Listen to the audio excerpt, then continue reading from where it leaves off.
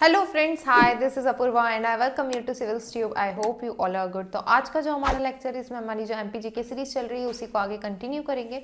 Last lecture में हमने discuss करा था art and sculpture of Ujjain, Mandsaur and Raisen.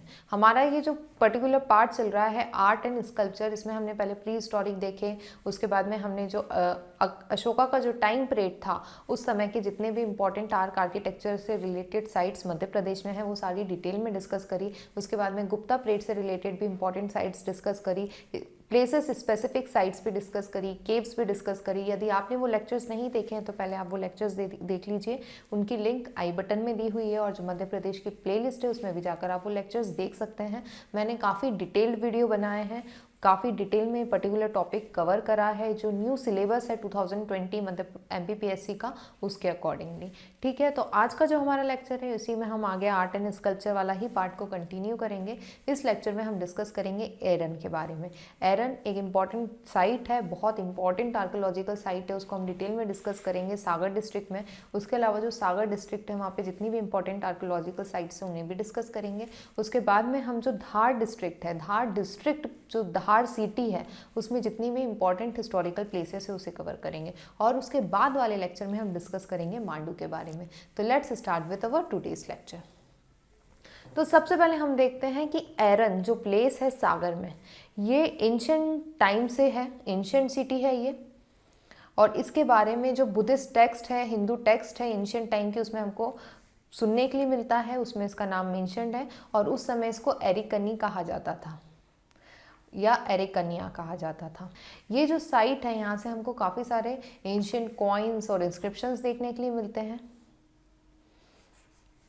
ये काफ़ी इंपॉर्टेंट गुप्ता पीरियड की साइट है और यहाँ पे हमको गुप्ता पीरियड से रिलेटेड बहुत सारे आर्कोलॉजिकल एविडेंसेस मिलते हैं। ठीक है, अब एट प्रेजेंट यदि हम एरन की बात करें, एक स्मॉल टाउन है जो कि सराउंडेड है बाय मैनी माउंट्स। यहाँ पे माउंट्स बने हुए हैं, सराउंडेड है उससे, और बहुत सारे आर्कोलॉजिकल रिमेन्स हमको यहाँ पे देखने के लिए मिलते हैं। हमको यहाँ पे गुप्ता पीरियड के काफ़ी सारे इंस्क्रिप्शंस मिलते हैं और काफ़ी सारी इंपॉर्टेंट इंफॉर्मेशन मिलती है। इसके अलावा जो एरन सिटी है वहाँ पे एक म्यूज़ियम है जहाँ पे काफ़ी सारे आपको आर्कोलॉजिकल रेलिक्स देखने के लिए मिलेंगे।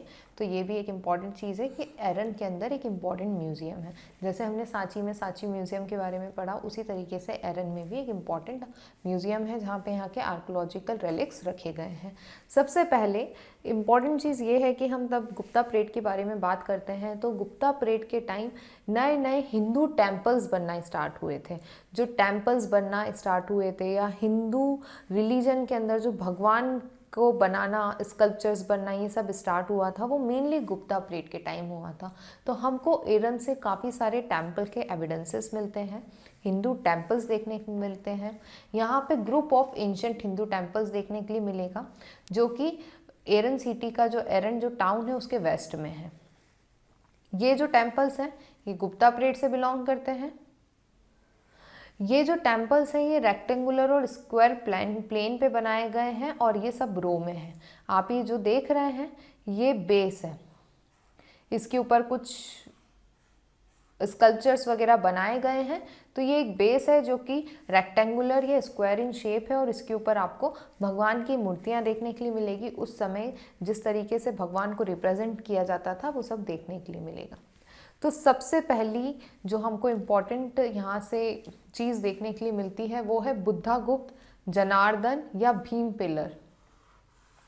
ये जो पिलर है ये काफ़ी इम्पॉर्टेंट है, 484 एडी का है। जो बुद्धागुप्त जो कि गुप्ता डायनेस्टी के किंग थे उनके रूल के दौरान ये पिलर बना हुआ है। तो यदि ये आ जाता है कि बुद्धागुप्त पिलर के बारे में बताइए या भीम पिलर या जनार्दन पिलर ये कहाँ पर है, तो वो एरन में है। ओके, तो ये काफ़ी इम्पॉर्टेंट है।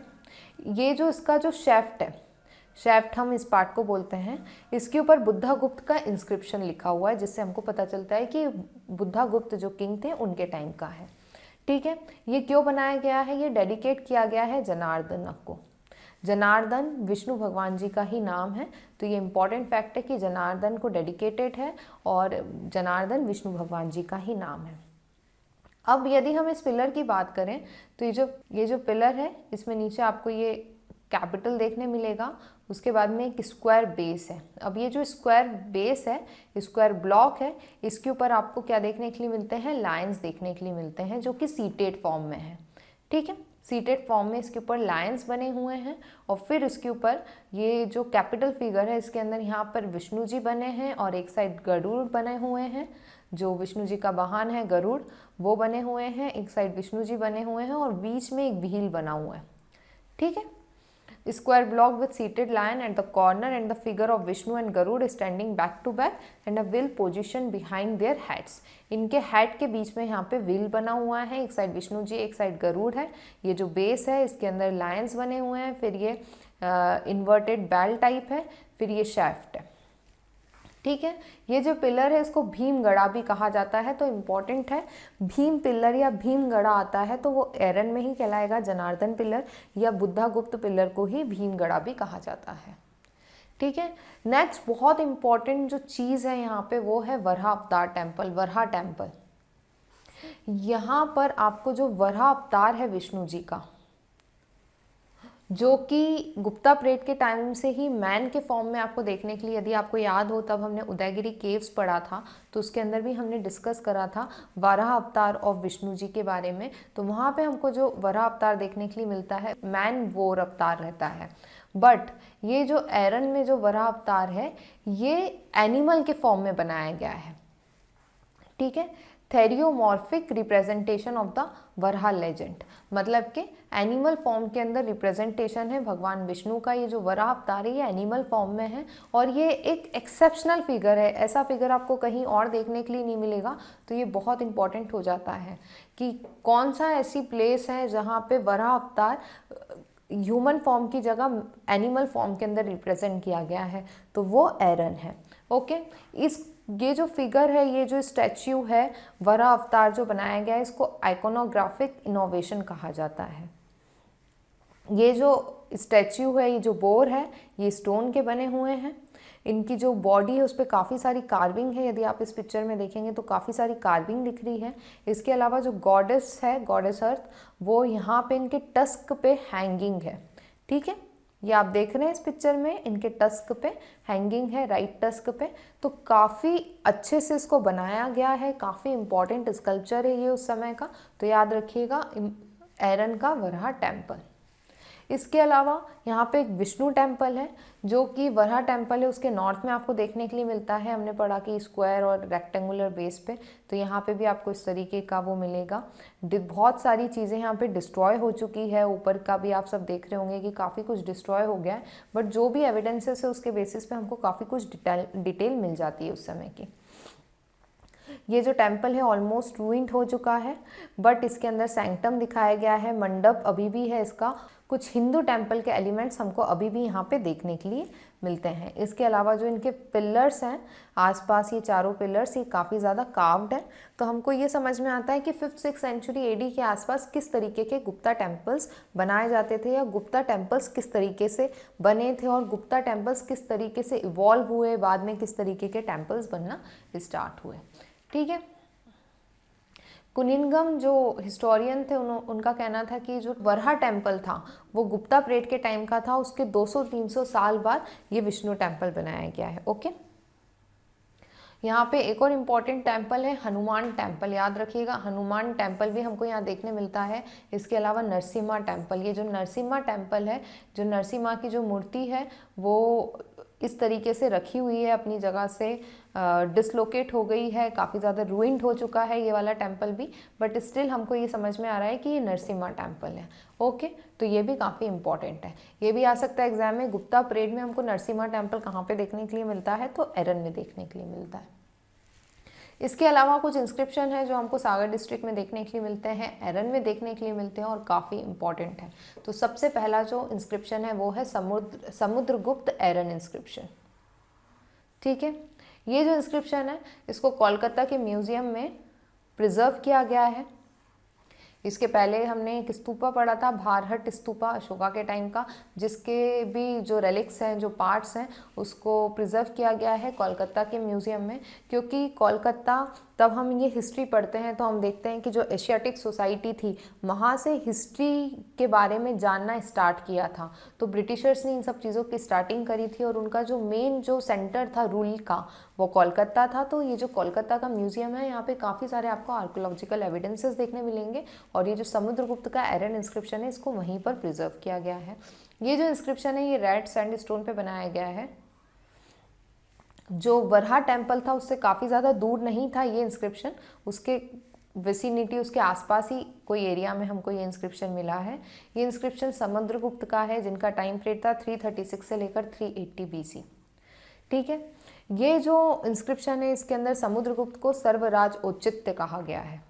सर्वराज औचित्य का मतलब होता है अपरूटर ऑफ ऑल किंग्स। ठीक है, तो ये इम्पॉर्टेंट है यहाँ पे। इसके अलावा इस इंस्क्रिप्शन में बताया गया है कि जो समुद्रगुप्त थे, उन्होंने शादी करी थी दत्ता देवी से।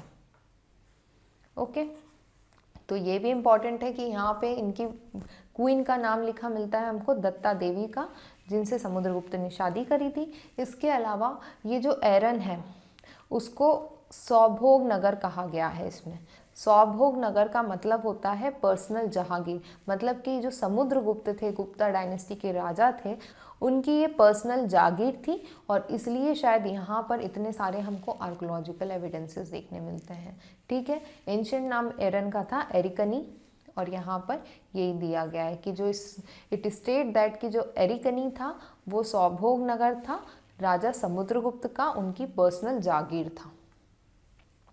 इसके अलावा एक और बहुत इंपॉर्टेंट इंस्क्रिप्शन हमको यहाँ से मिलता है, इंस्क्रिप्शन ऑफ भानुगुप्त।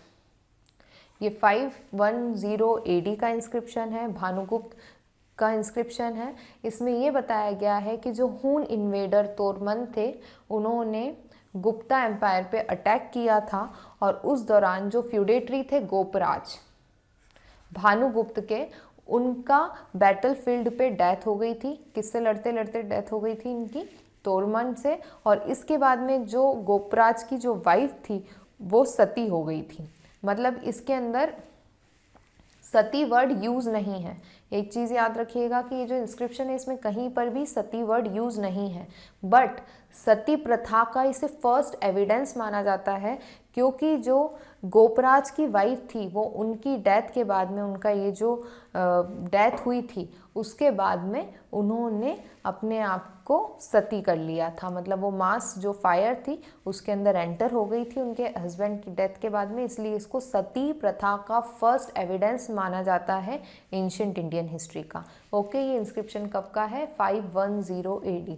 इस इंस्क्रिप्शन से रिलेटेड हर बात आपको याद होनी चाहिए। एग्जाम में किसी भी तरीके का क्वेश्चन आ सकता है। यदि 3 मार्कर आता है तो आपको ज़्यादा से ज़्यादा डिटेल पता होनी चाहिए इससे रिलेटेड, ताकि आप अच्छे से इन सब चीज़ों को मेंशन कर पाएँ। इसके बाद में हमको यहाँ पे जो तोरमन, जो कि हून इन्वेडर थे, उनके भी कुछ इंस्क्रिप्शन देखने के लिए मिलते हैं। जो ये स्टैच्यू ऑफ वरहा है, उसी पे इनका भी हमको कुछ इंस्क्रिप्शन देखने के लिए मिलते हैं। उनके पॉलिटिकल अचीवमेंट और रिलीजियस इंटरेस्ट के बारे में हमको पता चलता है। तो ये भी बहुत इंपॉर्टेंट है कि जो वरहा टेम्पल है और ये जो वरहा स्टैच्यू है, इसके ऊपर हमको तोरमन का इंस्क्रिप्शन भी मिलता है। इसके अलावा हम क्योंकि एरन के बारे में डिस्कस कर रहे हैं, तो हम जो सागर डिस्ट्रिक्ट है वहाँ पे जितनी भी इम्पोर्टेंट हिस्टोरिकल प्लेसेस है उसको यहीं पर डिस्कस कर लेते हैं। तो सबसे इम्पॉर्टेंट प्लेस जो कि सागर डिस्ट्रिक्ट में है वो है खिमलासा फोर्ट। ये जो खिमलासा फोर्ट है ये रबल का बना हुआ है। अब रबल क्या होता है? रबल जो सैंड पार्टिकल्स होते हैं, जो ब्रिक्स के ब्रेक पार्टिकल्स होते हैं, इसके अलावा स्टोन के जो छोटे छोटे टुकड़े होते हैं, उनका ये महल बना हुआ है। क्या नाम है इसका? खिमलासा फोर्ट। ओके, ये काफ़ी ज़्यादा बुरी कंडीशन में है, रूइंड कंडीशन में है। जो इसकी प्रेजेंट हाइट है वो सिर्फ मात्र 20 फीट की है, तो ये काफ़ी ज़्यादा डिस्ट्रॉय हो चुका है। 17th सेंचुरी AD का है, रबल का बना हुआ है, तो इसकी स्ट्रेंथ इतनी ज़्यादा नहीं है, तो ये काफ़ी ज़्यादा डिस्ट्रॉयड वाली कंडीशन में आपको देखने मिलेगा, डिलापिडेटेड कंडीशन में आपको देखने के लिए मिलेगा।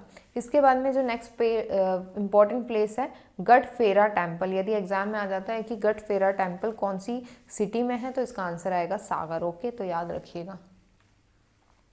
अब हम डिस्कस करेंगे धार के बारे में। तो सबसे पहले हम देखते हैं धार फोर्ट के बारे में। ये काफ़ी इंपॉर्टेंट हिस्टोरिकल मॉन्यूमेंट है। धार राजा भोज की सिटी थी, राजा भोज की कैपिटल थी, तो काफ़ी सारी इंपॉर्टेंट मॉन्यूमेंट्स हमको यहाँ पर देखने के लिए मिलते हैं। तो ये जो धार फोर्ट है ये 1344 AD में बनाया गया है। किसने बनवाया था इसको? मोहम्मद शाह टू ने बनवाया था। मोहम्मद शाह टू जिनका रूल था 1325 से 51 तक, ये सुल्तान थे दिल्ली के ऑफ द तुगलक डायनेस्टी। ये जो फोर्ट है ये रेड सैंडस्टोन का बनाया गया है और यहाँ पे 26 बेस्टियंस आपको देखने के लिए मिलते हैं। ठीक है, तो इम्पॉर्टेंट है कि 1344 AD में बनाया गया है, मोहम्मद शाह टू ने बनवाया था। ओके, तो ये 2-3 चीज़ें ही इससे रिलेटेड इम्पॉर्टेंट है। इसके अलावा एक और बहुत इंपॉर्टेंट चीज़ है कि जो धार का फोर्ट है उसी के नॉर्थ में आपको खरबूजा महल देखने के लिए मिलेगा। ये ओल्ड पैलेस है। ओके, एग्जाम में क्वेश्चन आ सकता है कि खरबूजा महल कहाँ पर है? तो खरबूजा महल धार में है, धार फोर्ट में है, ये चीज़ याद रखिएगा। अब जो नेक्स्ट इम्पॉर्टेंट प्लेस है धार डिस्ट्रिक्ट में, भोजशाला। भोज, राजा भोज का नाम आ रहा है तो डेफिनेटली ये राजा भोज से ही एसोसिएटेड है, उनके टाइम का ही कोई हिस्टोरिकल मॉन्यूमेंट है। ये एक हिस्टोरिकल बिल्डिंग है जो कि धार में है, मध्य प्रदेश, इंडिया में। इसके अलावा ये जो नाम है इसका वो राजा भोज पे रखा गया है ऑफ द परमार डायनेस्टी। इसके अलावा ये जो बिल्डिंग है जिसको आज की तारीख में हम भोजशाला बोलते हैं, इसको ये नाम जो भोजशाला दिया गया वो 20th सेंचुरी में दिया गया। तो अभी ज़्यादा साल नहीं हुए हैं, ये पिछले 100 साल में ही इस बिल्डिंग को क्या नाम दिया है हमने? भोजशाला नाम दिया है। यदि हम इसके आर्किटेक्चरल पार्ट की बात करें तो यदि हम ये बिल्डिंग के एविडेंसेस जो हमको मिलते हैं उससे हमको ये पता चलता है कि 12th सेंचुरी में बनाई गई है, तो ये राजा भोज के टाइम पे बनाई गई है। ठीक है, इसके अलावा यहाँ पे कुछ इस्लामिक टॉम्ब्स भी देखने के लिए मिलते हैं हमको इस कैंपस में, जो कि 14th 15th सेंचुरी AD में बनाया गया। तो जिससे हमको पता चलता है कि राजा भोज ने बनवाई होगी, राजा भोज परमार डायनेस्टी के टाइम की होगी, उस समय बनवाई होगी किसी राजा ने, और बाद में तब मुस्लिम रूल स्टार्ट हो गया तो उन्होंने यहाँ पर एक इस्लामिक टॉम्ब बनाया। ओके, ये माना जाता है कि ओरिजिनली शायद ये जो प्लेस है ये गॉडेस सरस्वती का टेम्पल होगी, जिसको परमार डायनेस्टी के, सॉरी यहाँ पे परमार आएगा, एम आएगा, जिनको परमार डायनेस्टी के जो किंग थे राजा भोज उन्होंने बनवाया होगा। बाद में ये जो बिल्डिंग है इसका जो स्ट्रक्चर है उसको मुस्लिम रूलर्स ने यूज़ करके इसको मॉस्क में कन्वर्ट करने की कोशिश करी है। इस तरीके के हमको कुछ हम इंफॉर्मेशन यहाँ से पता करते हैं। इसके अलावा ये जो भोजशाला है यहाँ पे आपको कुछ इंस्क्रिप्शन देखने के लिए मिलते हैं जो कि संस्कृत और प्राकृत में लिखे गए हैं, और ये कहा जाता है क्योंकि राजा भोज स्टडी को और लिटरेरी वर्क को काफ़ी सारा इम्पोर्टेंस देते थे। उनके समय पे काफ़ी सारे आर्ट और लिटरेचर से रिलेटेड वर्क्स हुए हैं, तो ये माना जाता है कि राजा भोज के ही टाइम का है और शायद सरस्वती जी का टेम्पल होगा ये, और बाद में इसको मॉस्क में कन्वर्ट किया होगा। ठीक है, तो यही दो जो साइट्स है काफ़ी इम्पॉर्टेंट है जो कि धार से बिलोंग करती है। धार फोर्ट तो नहीं आएगा एग्जाम में, खरबूजा महल बहुत इंपॉर्टेंट है तो आप वो याद रखिए। उसके अलावा जो भोजशाला है वो याद रखिए, क्योंकि यदि 3 मार्कर में आ जाता है भोजशाला तो आपके पास इनफ मटेरियल होना चाहिए कि आप उसके बारे में लिख सकें। तो आज के लिए बस इतना ही। अब जो हमारा नेक्स्ट लेक्चर होगा उसमें हम मांडू के बारे में डिस्कस करेंगे। मांडू काफ़ी बड़ा टॉपिक है, यदि हम art architecture point of view से देखते हैं तो हम उसको डिटेल में डिस्कस करेंगे। Thank you for watching this session. यदि आपको मेरे लेक्चर्स अच्छे लग रहे हैं तो प्लीज़ लाइक करें, सब्सक्राइब करें, ज़्यादा से ज़्यादा शेयर करें ताकि मैं और ज़्यादा मोटिवेट होकर इस तरीके के लेक्चर्स बना पाऊँ। Thank you.